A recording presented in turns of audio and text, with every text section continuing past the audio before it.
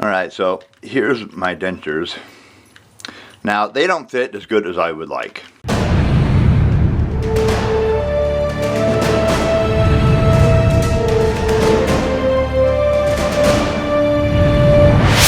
And I don't have a second opinion, but I would like them to be, generally speaking, like this. You got slight teeth, the top teeth slightly overhang the bottom teeth. They all fit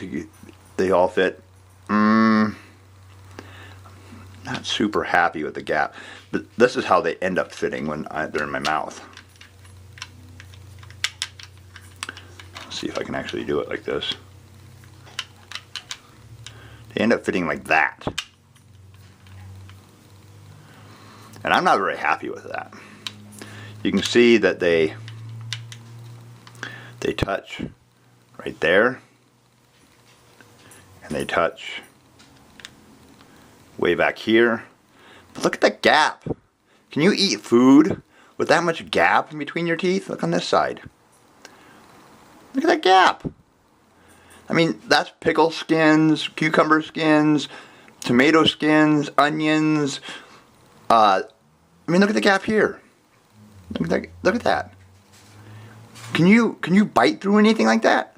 Like, I don't have a whole lot of jaw strength, you know, just because they're dentures and stuff. I don't have studs or anything, but you know, if they were a little more like this, then I could do one of these numbers and chew through stuff. And I can barely do that because, I mean, look at that. Even if I go like this, there's still a gap there.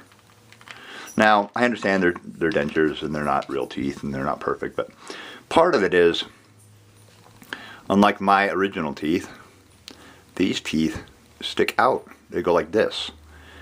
And it's kind of hard to see here, but they stick out forward. My original teeth were straight up and down. They were not in the best shape, but they were straight up and down. You can kind of see it a little bit better on this angle. Come on. There we go. It's not bad. And these aren't horrible teeth by any stretch. You know, they look pretty good. But as far as I'm concerned, there you go. You can really see it here. They stick out. And the denture guy said it's leverage issues and stuff like that.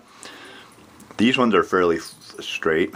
You know, I don't think they're centered quite right, but that's just me. Not trying to be a perfectionist here, but here's my issue. So let's say I go to bite down on something, like a pickle. Pickle's a great example. When the teeth are straight up and down, the pressure is pushed up against the gums and down against the gums. When the teeth stick out, like they do here, like they stick out farther than the gum line, it causes a counterleader action and kicks the back up. So you got to bite down real hard, and oh, the glue popped up, and now your whole bottom denture is loose. So, anyways, that's my little gripe with the teeth. Other than that, I'm generally pretty pleased with them. Alright, so let's glue these in. So I'm going to stand this up here just to keep it fairly dry. I'm going to use the Fix-A-Dent. I've had pretty good results with it. Now if you're listening, Fix-A-Dent, sponsorship is awesome. But it's also awesome for Polygrip. Feel free to sponsor me. Anyways, so on these guys here, let's see if I can bring you in here. If you notice, come on. Okay, this is really wide, and this is really narrow. Now, when they sit in my mouth, they're like this. This is where I had the two teeth extracted. So the gums have really receded down. And they had to use this material to take up all that space. But if you go in just a little bit farther, or you look on this side, that's how much swelling we're talking about, here to here. You know, this much gum and bone has shrunk down to that in about a year, about 2 years. So that just to keep in mind. So when you're applying your glue, wow, focus is really awesome. So when you're applying your glue, you really only need to put a small amount here because it's it's already conformed to the shape, and the shape is really smooth. So a little bit of glue will spread out real thin and cover almost the whole area. Versus here, it's got a lot more surface area because of all the wrinkles. And then I had a bunch of bone spurs and stuff right in the middle here on the bottom. So it's really wrinkly. But you put too much glue in and it goes around the edge and seeps out under here. And it is a hassle. Sometimes it's nasty, sometimes it's not.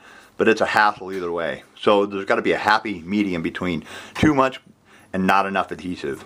So anyways, I'll show you kind of what I do. I put a bead like that. And I go slow to get a thicker bead because this Fix-A-Dent has a smaller tip. So, and then I'll come back over here like that.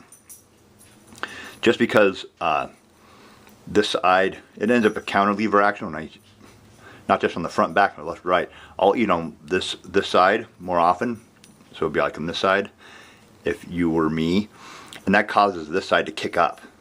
So you bite down and go, so I put extra glue on this side to hold it down. And once I get a final fitting, I'm hoping it works better. So, and sometimes I'll put a little bit extra right here. That'll all squish down just fine.